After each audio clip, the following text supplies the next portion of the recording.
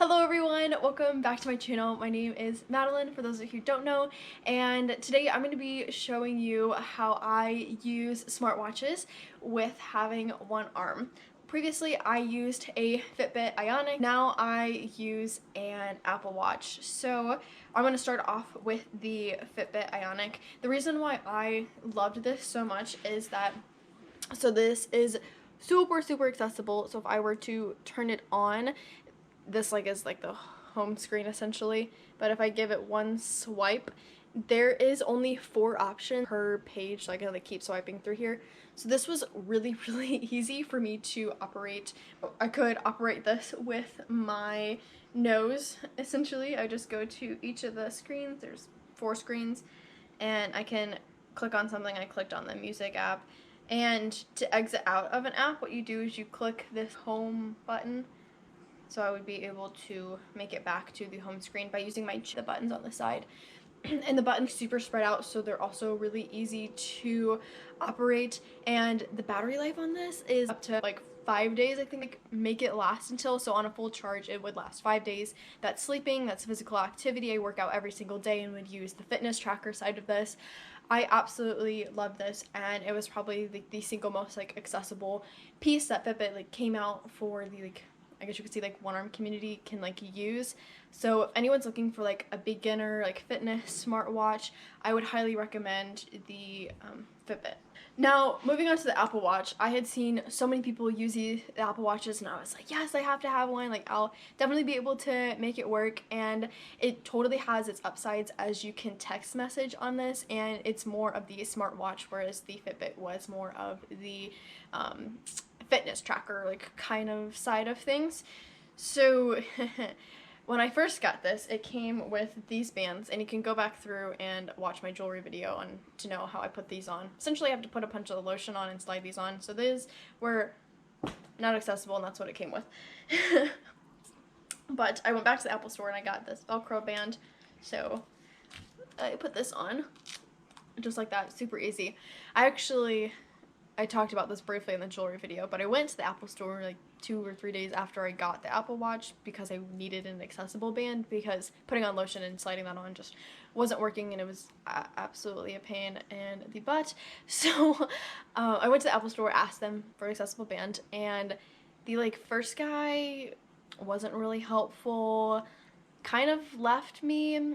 The second guy told me to ask another guy, and the third guy told me to ask another guy as well, and essentially I got kicked off the list, because if you go to the Apple store, they put you in a name queue, and I got kicked off the list, and finally ended up with a lady who was wonderful, but she kind of looked at me like a blank stare, as if she had no idea what I wanted. And she showed me these Velcro watches, which I was like, yes, and I actually made her take it out of the box and try it on with my Apple Watch to make sure I could put it on single-handedly, and she was really nice. But the Apple store wasn't exactly the most beneficial, especially Apple's not my favorite at the moment in the world of Apple Watch, but I feel like it could get there. And after wearing this, I've had this since Christmas, so I've worn this Apple Watch a lot, and I don't really know how to explain this. So you have screen. So with my nose, I have 3 things at the bottom. I always keep my workout app, my activities app, and my messages app, because that's easy for me to be able to click on with my nose. And for replying to text messages, what I do is go to the message app, and then I can use the voiceover part of the text message to be able to reply to messages. And if I need to text someone and they're not easily accessible in my messages, I'll click the button on the side, and when you click the button on the side, Siri's activated. Oh, I forgot to mention this. I have the Series 3 Apple Watch. Okay.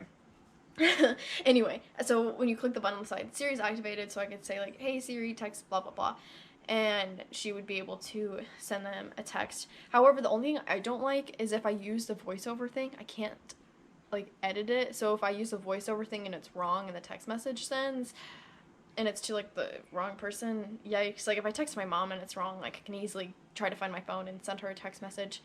And I also like using my Apple Watch to be able to open up our like garage door opener. I know that's funny, but instead of like fishing for my phone, it's really easy to use. And so it definitely has its upsides because it is a smartwatch, but the main thing that I struggled with in the beginning, so if you want to access all of your applications, whereas the Fitbit had like 4 per screen, it gives you a like circle dot, and you have to be able to pinpoint which circle with your nose.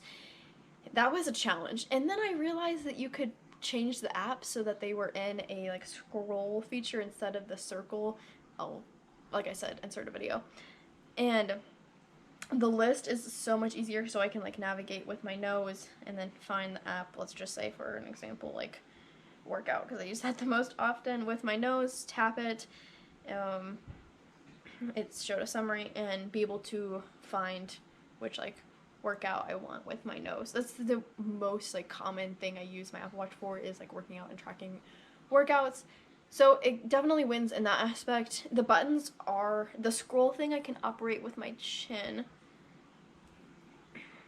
Hold on, well, maybe. Yeah, so like the scroll function of this I can operate with my chin, and the button that's next to the scroll I can operate with my nose, and there isn't any buttons on this side.